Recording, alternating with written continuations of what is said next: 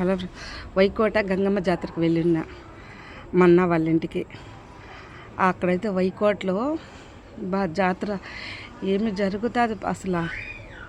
ఈ సంవత్సరం భలే చేసినారంట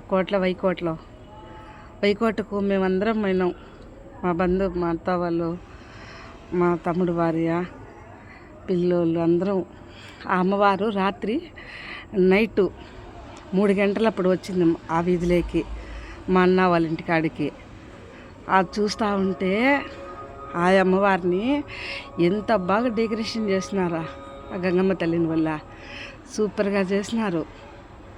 ఇప్పుడు అక్కడ ఉంది కదా అమ్మవారు వచ్చింది, ఆ ఇంటి ఎదురుగా ఒక ఇల్లు ఉంది. వాళ్ళ ఇంట్లో అమ్మవారికి సారీ ఇస్తారంట, చీర అన్నీ. అవి ఆమె తీసుకొని మళ్ళీ గుడికాడికి పోతుందామా. నైట్ 3కి వచ్చింది అక్కడికి. అక్కడి నుంచి 6 రోజుల దూరం అమ్మవారు దాటిపోయేటప్పటికి 4 టైము 4:30 అట్లా అవుతా ఉండింది.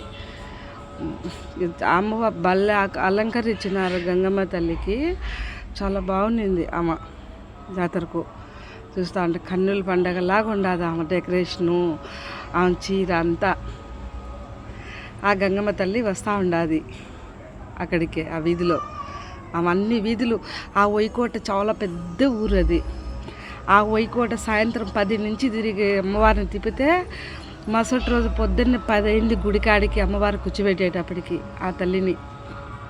అయితే మేమైతే ఆ రోజు నైటు రాత్రి 8:30 పోయినాం వైకోట కార్లో. 8కి బయలుదేరినాము, అర్ధగంటలో వెళ్ళిపోయినాం మా అన్న వాళ్ళ ఇంటికి. ఇంకా ఆ నైటు మేమంతా నిద్రపోకుండా మా అన్న వాళ్ళ ఇంట్లో ఉండి ఇంకా మిద్ది మీదకి కూర్చొని ఉన్నాం దేవుడు వస్తాదని. ఎప్పుడైతే వచ్చింది ఆవిడకి మా అన్న వాళ్ళ ఇంటికాడికి, ఇంకా మేము తెల్లారినాక నిద్రపోకుండానే చూస్తూ ఉన్నాం. అమ్మవారు జాతర చూడాలంటే పల్లెటూరులోనే జాతర, అంత బాగా చేస్తారు పల్లెటూరులో.